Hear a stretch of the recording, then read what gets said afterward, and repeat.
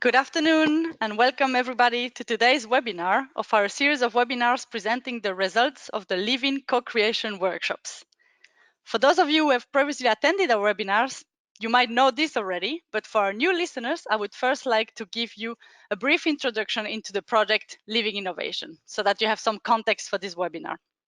So Livin is an initiative that was started by 14 partners from all over Europe, and these include big industry leaders such as Telefonica, who is presenting the webinar today, but also civil society and research organizations. And we have joined forces to co-create more responsible approaches to innovation in the areas of smart homes and smart health. Within the Livin project, 20 co-creation workshops will take place in 5 European countries in 2019 and 2020. Of course, those workshops have already started this year, and their aim is to engage industry representatives with lead users and citizens in a co-creation process. So their goal is to develop new solutions or to improve existing solutions together that satisfy user needs, tackle societal challenges, and create new business opportunities. If you're interested in our project and you want to find more information about it, you can go on our website www.living-innovation.net and you can take part if you wish. The webinar today presents the results of one of the co-creation workshops led by Telefonica at the end of September 2019.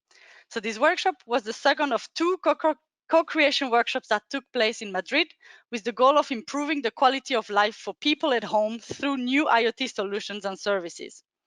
After identifying routines and specific needs of people in their homes in the first workshop, the second workshop sought to use these routines to co-create and prototype new products that could then be further developed by Telefonica. So this webinar, IoT, Predictable Technologies for Messy Lives, Part 2, presents the results of that workshop. Before we go into the webinar, I would like to introduce our featured presenters today, Luis Galindo and Julián Heredia.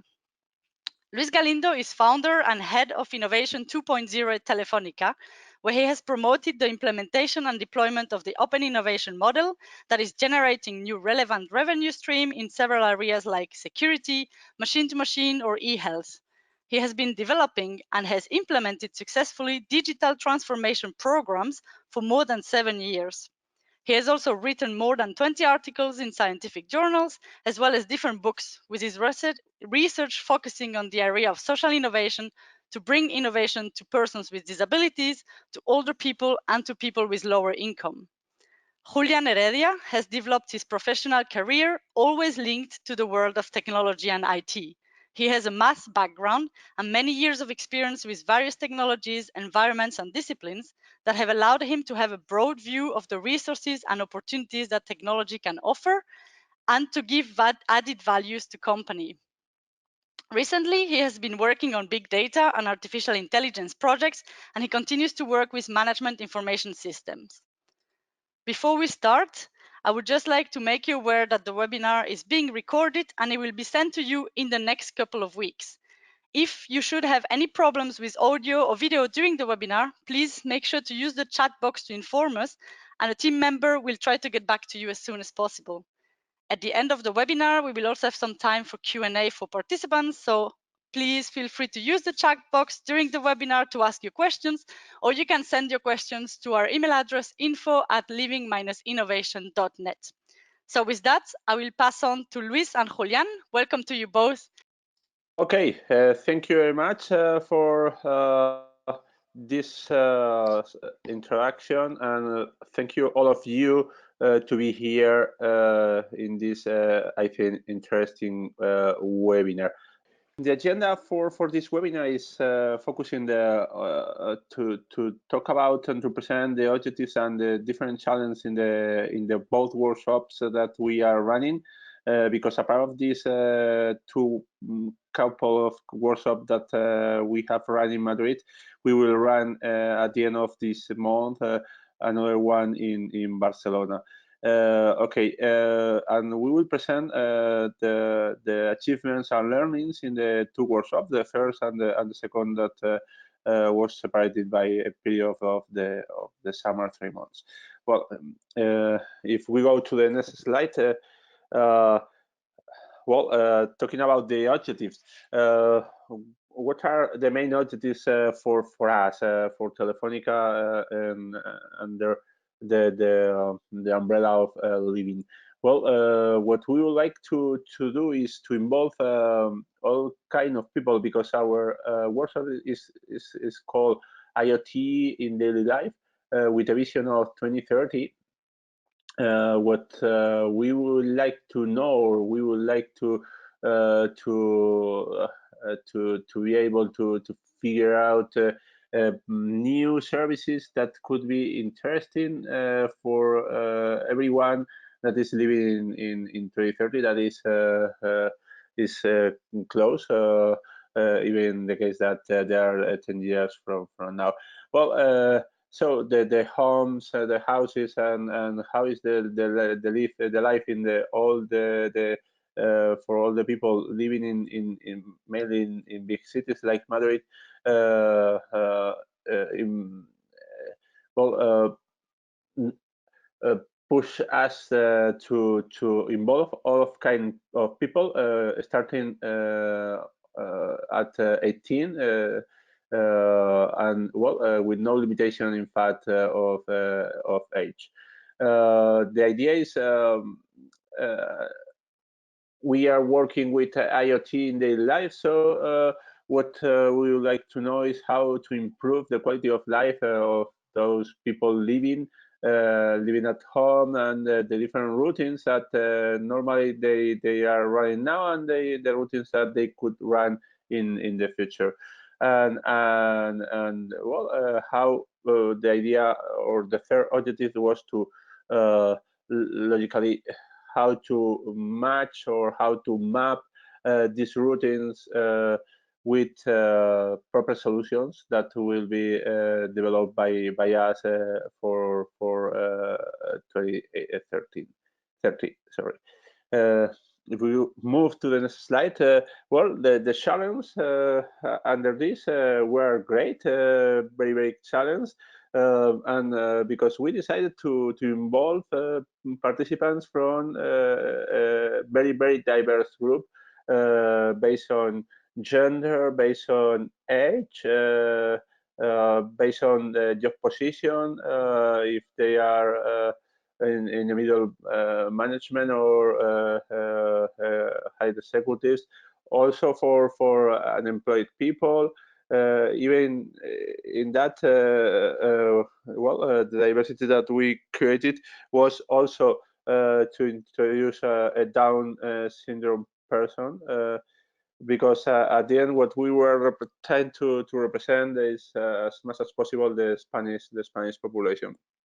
Another of the challenge was that we were doing two iterations with the same group of people, a group of people of 16 people, and the idea is that these two workshops were separated for a period of 3 months.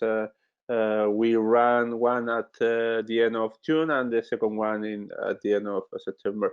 And the third one, a big challenge, was to engage with the participants without monetary reward. And well, with these three big challenges shared with the consortium and with the experts, well, it's at the beginning it was since that it was difficult, or it could be difficult to reach the challenges. Well, all the workshops were run in our UX lab that is based in our original headquarters in Gran Via 28, in Gran Via 28, and this is as you can see, this is a flat that we have. Where there are the kitchen, the living room, the living room. So most of the rooms in a flat. And well, talking about the next slide, please. Yeah. one issue that we consider that was key in the successful of the in the success of this two workshop was the recruiting strategy that we have followed. Well,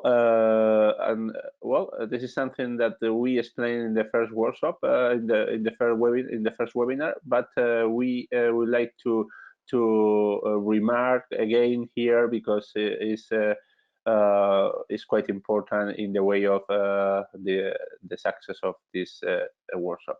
Well, we recruit people following different ways with flyers and posters, publishing in universities, in associations, in NGOs, and also using our flagship store webpage and Facebook webpage.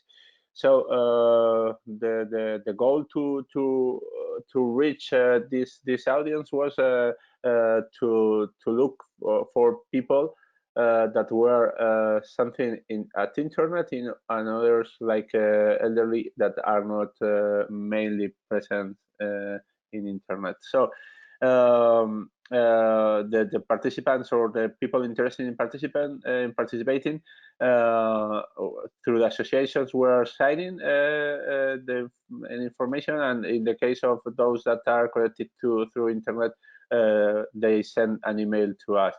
And then for those that are elderly and they don't have or they don't feel comfortable using email, they were contacted by us by phone, and the others by email. We reach a group of people of around 500 people, and around 50 they demonstrated the interest. We reduced these 50 people to 40, and with all the 40 people we were having face-to-face meetings with a coffee in order to create a relaxed environment, and in order to know more about her profile. We selected 20 people that we keep most of them till the end of the first workshop that was run with 16 people. And in the group of participants were young students, young unemployed, as I mentioned, people retired, middle age, and if we go to the next slide, please, we will see that the communication, I think that was key for that, because we were empowering people in order. Do you like to contribute to decide how will be the future, your life in the future? How will be the life in general in the future? And in the next slide, we will see that the confirmation of the email that you have the power to decide how will be the future, your life in the future, and also a reminder that is in the next to be engaged with the people. The group, as I mentioned previously, it was the same group for the first workshop and for the second workshop. And I will pass the floor to Julian in order to present the situation and dynamics in the first workshop and in the second workshop. Hello, everybody. This is Julian. Okay, so in the first workshop in Madrid, as mentioned before, we have some key objectives, but the most important is to identify some daily routines just to work in with in the second workshops. So let me share with you briefly the agenda. I think most of you already know the content of the first workshop, so sorry, we are going to repeat. If anybody of you are new, I'm going to describe briefly, and if you'd like more information about the first workshop, please tell us, and we will be so kind and so happy to send to you. So in the first workshop, we had several phases identified. The first one was presentation. Of course, we receive, as is early in the morning, we receive participants with a coffee, and we make some introductions themselves of each participant. I mean, they explain briefly who am I and something like that. In the second part of the presentation, we talk about the living project, and we made what we call the official presentation. You mean the key messages and the institutional messages and all around the big factors of the project. Afterwards, one of the people is absolutely centered in the workshop. We divide into two groups, and we introduce the two facilitators, once for each group. I was one of them, and start to work with the participants. We start to try to find out what they did in daily basis. I wake up, I go to the school, or I go to the university, or every routine identified in their lives. And afterwards, they start working together to discuss and to try to find out one set of routines. Why? Because we start up a competition between the two groups to find out 6 routines by the end of the day.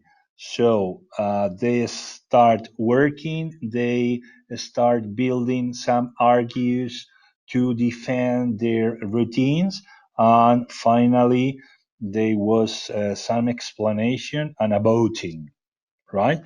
So if we go to the next slide, right? For do this, let me share with you the dynamics we used for this.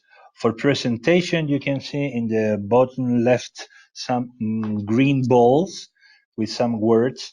We start working with these balls in the presentation to introduce each one of the participants, because one animator we had, Monica, throw one ball to one person, introducing them and saying, "Oh, who are you?" So that people or that person has to introduce him or herself. In the second part, the second dynamic, when we divide into two groups, just to make team building, we start with one dynamic we call, I don't know if you know it, is the Duke of York. It is something that children made at school. It's a story that there was a Duke of York who had 1,000 soldiers. The soldiers were up, or the soldiers were down, and all the people had to stand up when we say up and sit down when we say down. So it's really confused from the beginning, but by the end, every people in the group make all the movements coordinated and together. So we have a well-armed group of people ready to work. And finally, the teletransportation dynamic. This was absolutely funny. You can see it in the photograph. We suggest the participants, after thinking in their routines of today, to teletransport themselves to the future. That means now you are in the 2030 year, and open your eyes and tell us, what are you saying? You wake up and what do you do? You go to school and what do you do? You go to the university and what do you see? What do you have? All of these kind of things. It was really fun, and it's impressive how the creativity of the people started working when they dreams in the future. So I think now I pass once again to Luis just to describe the main results and achievements of this workshop. Thank you. Okay, thank you, Julian. Here what we can see is the selected output daily routines by the participants, and Some of them were focused on the current situation. This is 2019, and others were in the 2030. So as you can see here, there are some of them that talk about the needs of physical contact with people around us, and also the holistic optimization, and they show that there will be robotics and domotics at home. Well, but what's most important for us is the first achievement that were the motivation created with previously non-known people. So this is one of the issues that we achieve. Another, the natural collaboration between those people that were not previously known. And also we had something to improve. That, for example, with the surveys, we identified that people was not understanding what is RRI, and also that were needed more time for interaction between participants, and learning that that there was we planned a break for relaxing the participants, and they decided not to stop. So they were involved so much that were not interested in breaking. So was something not foreseen at the beginning. And also, well, something that is was and let's say an output of that is that the people is having the feeling of they are abusing of technology, and this is important in the way of if we are introducing more technology, perhaps it's not the right way. And if we move, or with this result, we move to the second workshop, and I will pass again the floor to Julian to explain what we did in the second workshop. Okay, thank you, Luis. So once we have the 6 routines, may I try to share with you which was them for 2019? The group identified the communication routine. That means listening and talking with the people. Second one, want to go and stay at work. When we go to our work, we spend a lot of time, so they were really concerned about this routine. And finally, they identify a third one, I will say more domestic routine, like watch TV, go shopping, or something like that. What they call very basic and common daily routines. And for the 2030, I mean for the future, it was more a concept than a routine, but they identify, for example, to maintain the physical contact and physical touch with the people.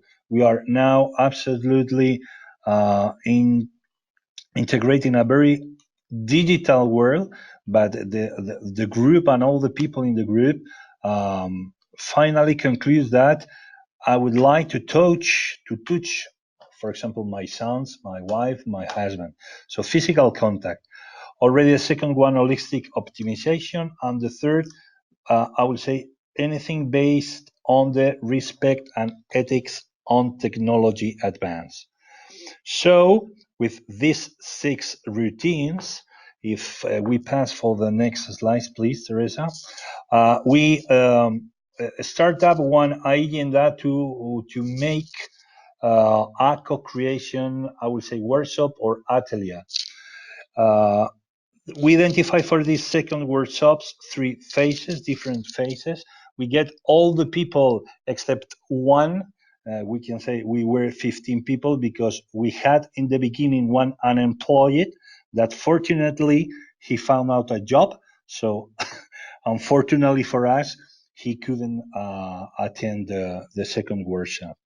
So the first part of the this second workshop was with the objective to reinforce the RRI concept. As you listen to Luis, we have detected in the surveys that it was not so quite clear the concept of responsible research and innovation. So we reinforce this with by the beginning of the workshop. In the second part or the second phase, we start making co-creation. I will explain after that afterwards how, and we develop a lot of time, a lovely time, just working with all the small cells of peoples working on each of the 6 routines. And final, we get some conclusions. So from the point of view of scheduling, sorry, the previous one. Okay, we had a coffee early in the morning. I mentioned before, so we get our coffee and reintroducing ourselves. We start a dynamic for the to consolidate the concepts and the knowledge about what's RRI. Remember to the participants what was the 6 routines already as the final product of the first workshop. We explained the agenda so accurate just to let them to know what we were going to do. We already proposed a break, but as the first workshop, we didn't make the break. The coffee was on the table of the working table, so they had the coffee on the table. And finally, we start creating. There was some materials, some like clips, like rubbers, like tapes, like color papers, everything to allow them to create what they understood. Also Lego pieces, a lot of things. So they start to create one final product, I will say one prototype of what they had in mind, and they already need to sell their idea to the others. We subdivide already in 2 groups, and these 2 groups into small cells. So there were 3 cells in one group and 3 cells in the other, and they start co-creation, and then they vote for one unique proposal by group. That means we have 2 finalist prototypes just to present, in this case, not under a votation schema. They had to defend their prototypes to the jury. We built up a jury, so they have to defend their ideas. And finally, at the end of the day, we get one champion prototype of all the workshop. How do we make this with the dynamics? If we go further in the presentation, we use one dynamic for the RRI concepts that we built up some big papers and ask the participants to try to define before the presentation what is RRI for them. Afterwards, there was an explanation about what is RRI really, and a discussion after that to see if what was written down in the papers was so close or so far to the really concepts. And we confirm that was so close. So I think they finally understand what was responsible research and innovation. When we separate the groups, you remember the dynamic I told before for the first group, for the first workshop, sorry. This was the Duke of York. So here we have some variant of the dynamic because we had one dyslexic cousin of the Duke of Roy. It was named Croy. So the main uh, the main challenge here is, as it was a dyslexic guy, when we say up, all the groups have to go down, and vice versa. When we say down, all the groups need to be up. So it was really, really fun because all the peoples mix themselves, but finally they understand how to proceed.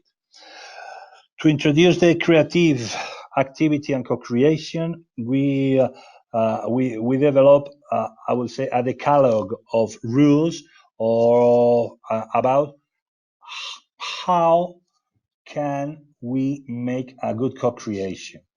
All these decalogue, the 10 attributes were already prepared on the working tables, just in a sheet of paper, so clearly if they want to consult this decalogue.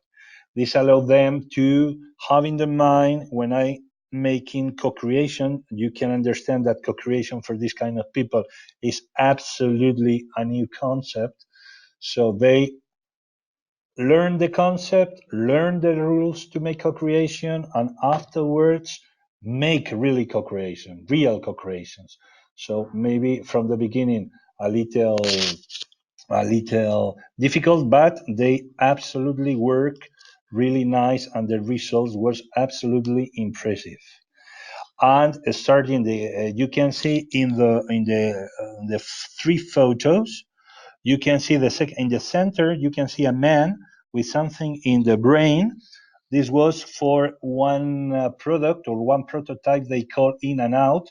That was one device, I will say, or one widget or something that suddenly allow a person to disconnect from the digital world, not only himself or herself, already the group of people that stay with them. It's like, I want to be connected, I want to be disconnected. And that's represent that guy with the antenna because of the five sense of the man. You can see in the top of the ref one prototype already. This was the finalist and the champion. This is one freezer that has intelligence in itself and also a recycling process inside it. So all of these dynamics honestly work so good. I know in my group some people that from the beginning they admit that, woof, I was not so happy to come back because both I have something to do. But after the workshop, they were really excited because they had a lot of fun and they had really a very good experience. And I think that's all from my side. Luis, I pass you once again for the achievements. Thank you. Okay, thank you, Julian. This is that Julian has mentioned is something that we are very excited about the results that we got.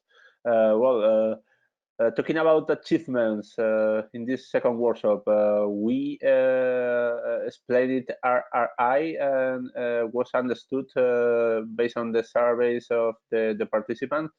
So the attendance of the participants was key at the end, because at the very beginning, with the first iteration, we have 16 people, and in the second iteration, we only lost one person that was due that he was unemployed, and now he was working. So we are very happy also for him, and we are very happy for us in order to that we got. This is a very, very important achievement, the attendance of the participants.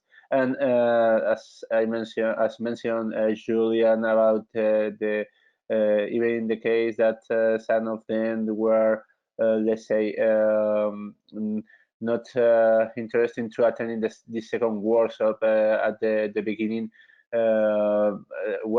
They combine in fact by themselves. Because they were very interested in the dynamics in the participation, and the end, what they mentioned is that they could they would be interested in participating in other events, in other labs like this, because was profitable for them, was a lot of fun, and they were interact with others in order to co-create. So another achievement is one of the goals that we have at the very beginning. That was the co-creation with a very diverse group of participants, not only in age but in sex, in work situation, even in different capacities. And well, also we tested the methodologies that we used to co-create. That at the end we will very useful for us in order to run inside Telefonica and with other groups when we are innovating. Talking about learnings, this is I'm very happy with this issue, that is the motivational of people is not always money, and because this is was an initial personal decision not to give any reward to the participants, and the results are here. So I'm very happy with this, let's say, initial proposal from myself. Also, the capacity for us to generate a good working environment in order to co-create, that is very important when you are co-creating in a very diverse group. And also, another learning was that that is need to empower the participant in order to decide. We can fix an agenda, but if they decide not to stop, not to have a break, it's a decision of them, and it's important people decide. Well, if we move to the next steps that we will follow, as I mentioned, we will run another workshop in Barcelona on the 28th of October in the Cosmo Caixa spaces that La Caixa has proposed to have the third workshop. We have a very important challenge, that is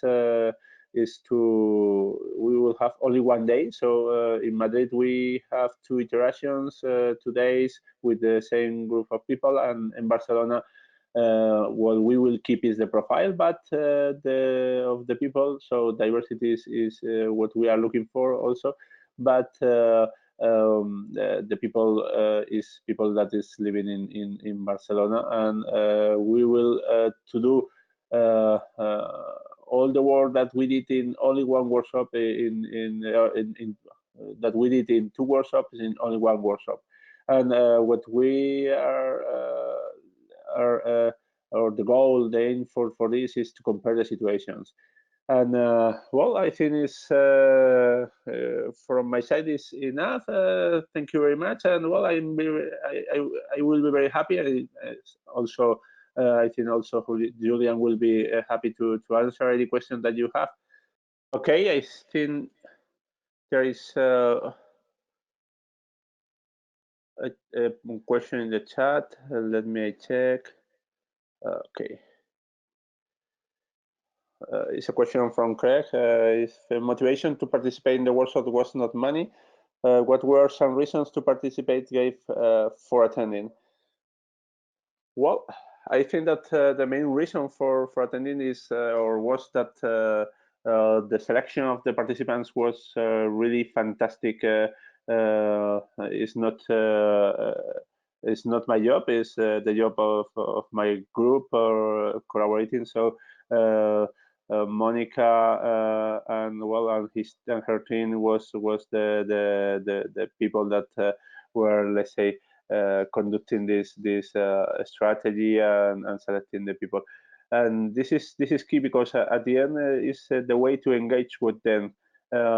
Usually what we do at Telefonica is to participate with with rewards, and we get even for when we are launching new services, we should contract a company, or directly with we offer some rewards to the participant, to the users.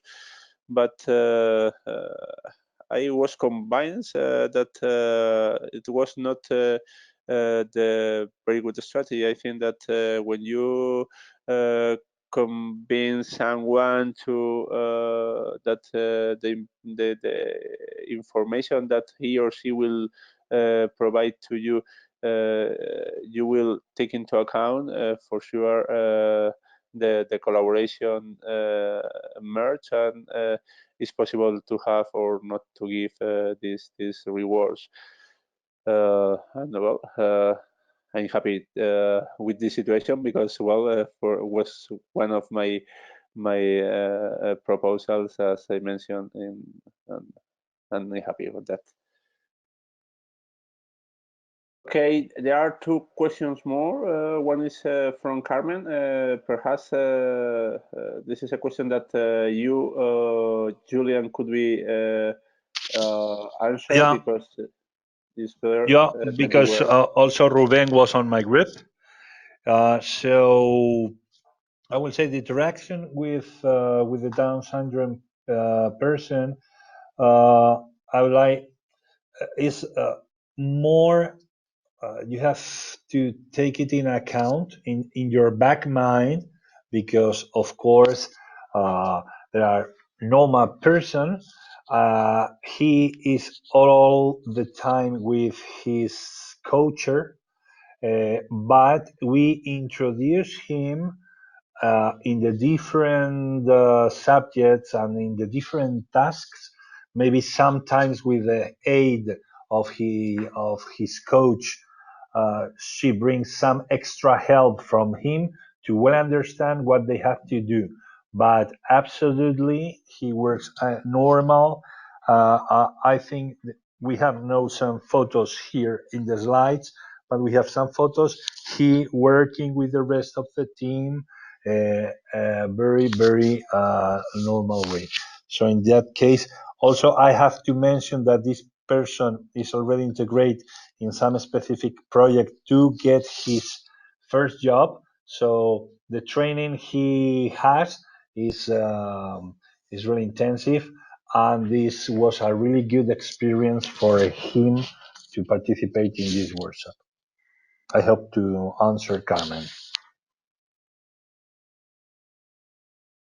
Okay, there are another question from is Teresa mentioned that is talking about the advantage of using co-creation for a company like yours. Well, of course, for us is quite relevant, because during years we have been creating new services that we thought that were accurate to the market, were defined for a group of users, but at the end the results were that we found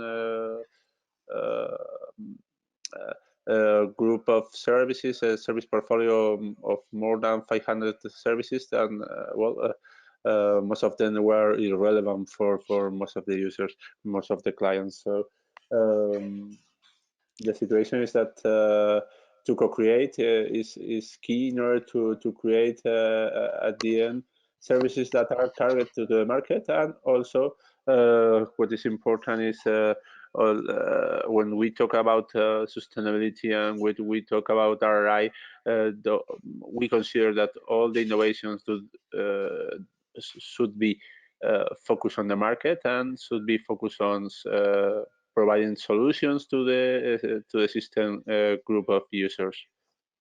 Thank you, everyone. I think now we are running a little bit over time. So we're gonna put an end to this. Thank you to the participants, and thank you again, Luis and Julian, for your presentations and sharing your experiences with us. Our team will be reaching out with follow-up informations about this webinar, but you can always visit us on our website and contact us on our email address. So thank you one more time, everyone, for joining us today, and I wish you a lovely afternoon. Thank you. Thank you so much. you so much, all the participants, and also Julian and my team, in order to be possible those results. Thank you very much. Thank you Thank very you. much. Bye. Bye bye. Have a nice day.